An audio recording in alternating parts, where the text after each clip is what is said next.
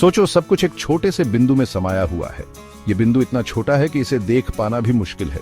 ये बिंदु जिसमें पूरी सृष्टि समाई हुई है, एक अनंत ऊर्जा का स्रोत है, रेत के कण से भी छोटा। ये बिंदु इतना सूक्ष्म है कि इसे समझ पाना भी कठिन है, लेकिन इसमें छुपी है अनंत संभावनाएं। अचानक ये फटता है। ये है बिग बैंग, एक विशाल विस्फोट जिसने सब कुछ बदल दिया। इस विस्फोट ने समय और स्थान को जन्म दिया, ब्रह्मांड की शुरुआत। बहुत गर्मी और घना। इस समय सब कुछ एक साथ सिमटा हुआ था। तापमान इतना अधिक था कि कोई भी पदार्थ ठोस रूप में नहीं था। ऊर्जा से भरा हुआ स्पेस।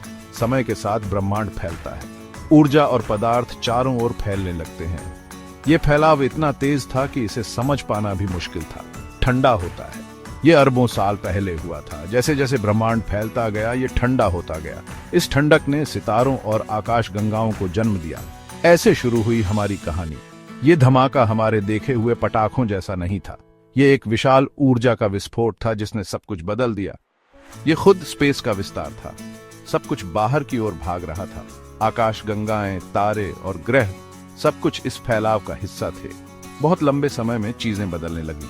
आकाश गंगाएं आकार लेने लगी, तारे जलने लगे और ग्रह बनने लगे। ये सब कुछ एक अद्भुत यात्रा का हिस्सा है जो आज भी जारी है। बिग बैंग के बाद छोटे छोटे कण स्पेस में तैर रहे थे। गुरुत्वाकर्षण ने उन्हें एक साथ खींचा। वे गैस और धूल के बादलों में जमा हो गए। एक बादल हमारा सूरज बन गया। ये और गर्म और चमकीला होता गया। सूरज के गुरुत्वाकर्षण ने और चीजें अपनी ओर खींची। हमारा तारा पैदा हुआ। नए सूरज के चारों ओर बचा हुआ मटेरियल घूमता रहा। ये कण आपस में टकराते रहे। धीरे धीरे वे आपस में चिपक गए और बड़ी बड़ी चीजें बनने लगीं। सूरज के पास चट्टानें और धूल टकराईं। वे एक साथ आकर हमारी पृथ्वी बनी। लेकिन शुरुआती पृथ्वी बहुत अलग थी, बहुत ज्यादा गर्म। हर जगह ज्वालामुखी फट रहे थे। पिघली हुई चट्टानें पूरी पृथ्वी पर थीं। इस आग के गोले पर कुछ भी जीवित नहीं रह सकता था। ये उथल पुथल और भयंकर गर्मी का समय था। पृथ्वी आग का गोला थी, लगातार क्षुद्र ग्रह और उल्का पिंडों से टकरा रही थी। लाखों सालों में पृथ्वी धीरे धीरे ठंडी हुई। पिघली हुई चट्टानें जम गई। सतह पर एक ठोस परत बन गई। ज्वालामुखी अभी भी फट रहे थे, लेकिन कम। पृथ्वी बदल रही थी। ये ठंडा होने की प्रक्रिया जीवन के लिए बहुत जरूरी थी, लेकिन एक और जरूरी चीज गायब थी, पानी। पृथ्वी पर इतना सारा पानी कहां से आया? कुछ वैज्ञानिक मानते हैं कि बर्फीले धूमकेतु और क्षुद्र ग्रह पृथ्वी से टकराए। इन टक्करों से हमारे ग्रह पर पानी आया। समय के साथ ठंडी सतह पर पानी जमा होने लगा और महासागर बनने लगे। ये शुरुआती महासागर आज के महासागरों से शायद बहुत अलग थे, लेकिन ये पृथ्वी पर जीवन की शुरुआत थे। भाग 6, जीवन की चिंगारी, सरल से जटिल तक। गर्म उथले पानी में कुछ आश्चर्यजनक हुआ।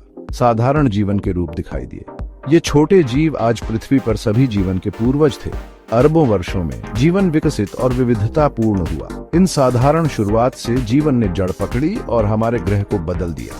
विकास की शक्ति से संचालित यह एक धीमी और क्रमिक प्रक्रिया थी। भाग 7, ताजी हवा की सांस, पृथ्वी के वायुमंडल का विकास। शुरुआती पृथ्वी में जहरीला वायुमंडल था। यह वायुमंडल मुख्य रूप से कार्बन डाइऑक्साइड, मीथेन और अमोनिया जैसी गैसों से बना था, जो जीवन के लिए अत्यधिक विषाक्त थे। उस समय पृथ्वी की सतह पर जीवन का कोई संकेत नहीं था और वातावरण में ऑक्सीजन की मात्रा नगण्य थी। लेकिन जैसे जैसे जीवन विकसित हुआ, इसने उस हवा को बदल दिया जिसमें हम सांस लेते हैं। सबसे पहले महासागरों में सूक्ष्म जीवों ने जीवन की शुरुआत की। इन सूक्ष्म जीवों ने धीरे धीरे वातावरण में परिवर्तन लाना शुरू किया। साइनोबैक्टीरिया नामक छोटे जीवों ने ऑक्सीजन को अपशिष्ट उत्पाद के रूप में छोड़ा। ये सूक्ष्म जीव, जिन्हें ब्लू ग्रीन एल्गी भी कहा जाता है, ने प्रकाश संश्लेषण की प्रक्रिया के माध्यम से ऑक्सीजन का उत्पादन किया। लाखों वर्षों में ऑक्सीजन ने वायुमंडल को भर दिया। यह प्रक्रिया बहुत धीमी थी, लेकिन इसका प्रभाव बहुत गहरा था। ऑक्सीजन के स्तर में वृद्धि ने न केवल वायुमंडल को बदल दिया, बल्कि पृथ्वी पर जीवन के विकास को भी प्रभावित किया। इसने अधिक जटिल जीवन के विकास का मार्ग प्रशस्त किया। जैसे जैसे ऑक्सीजन का स्तर बढ़ा, अधिक जटिल और विविध जीवन रूपों का विकास हुआ। समुद्री जीवन से लेकर स्थलीय पौधों और जानवरों तक सभी ने इस नए वातावरण में फलना फूलना शुरू किया। हमारे वायुमंडल का विकास पृथ्वी के इतिहास में एक महत्वपूर्ण मोड़ था। यह परिवर्तन न केवल जीवन के लिए आवश्यक था, बल्कि इसने पृथ्वी को एक अद्वितीय ग्रह बना दिया। इसने हमारे ग्रह को सौर मंडल में अद्वितीय बना दिया। पृथ्वी का वायुमंडल अब जीवन को बनाए रखने के लिए आवश्यक सभी तत्वों से भरपूर है और यह हमारे ग्रह को अन्य ग्रहों से अलग करता है।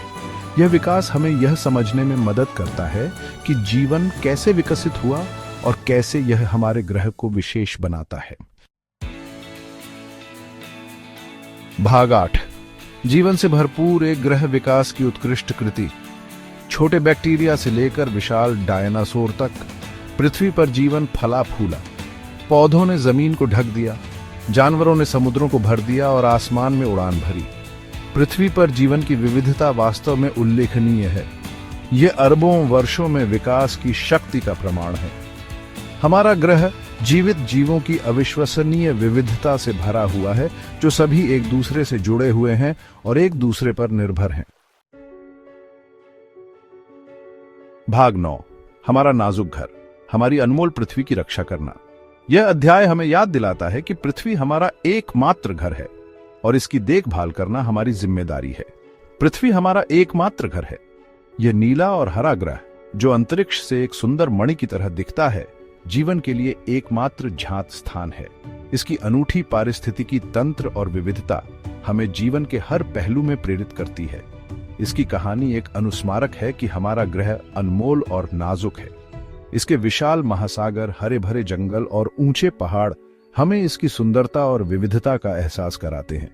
लेकिन यह भी याद रखना महत्वपूर्ण है कि यह सब कुछ नाजुक संतुलन पर निर्भर करता है। हमें आने वाली पीढ़ियों के लिए इसका ध्यान रखना चाहिए। हमारे बच्चे और उनके बच्चे भी इस ग्रह पर जीवन का आनंद ले सकें, इसके लिए हमें अभी से कदम उठाने होंगे। प्रकृति के साथ सामंजस्य में रहना और इसे संरक्षित करना हमारी प्राथमिकता होनी चाहिए।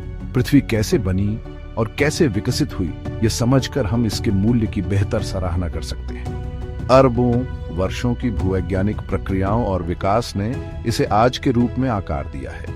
यह समझना कि यह ग्रह कितना पुराना और जटिल है, हमें इसके संरक्षण के महत्व का एहसास कराता है और भविष्य के लिए इसकी रक्षा कर सकते हैं। संरक्षण प्रयास जैसे पुनर्वनीकरण, जलवायु परिवर्तन का अध्ययन और समुद्र तटों की सफाई, यह सब हमारे ग्रह को सुरक्षित रखने के महत्वपूर्ण कदम हैं। हमें इन प्रयासों में सक्रिय रूप से भाग लेना चाहिए। आइए हम अपने ग्रह के जिम्मेदार प्रबंधक बने। स्थायी कृषि, नवीकरणीय ऊर्जा परियोजनाएं और सामुदायिक सफाई अभियान जैसे प्रयास हमें एक स्वस्थ और सुरक्षित भविष्य की ओर ले जाते हैं। यह हमारी जिम्मेदारी है कि हम इन प्रयासों को बढ़ावा दें और इसमें भाग लें और यह सुनिश्चित करें कि आने वाले अरबों वर्षों तक पृथ्वी पर जीवन फलता फूलता रहे। स्वस्थ वन्यजीव, विविध पारिस्थितिकी तंत्र और स्वच्छ नदियां और महासागर यह सुनिश्चित करते हैं कि हमारा ग्रह जीवन के लिए एक सुरक्षित और समृद्ध स्थान बना रहे। आइए हम सब मिलकर इस अनमोल धरोहर की रक्षा करें।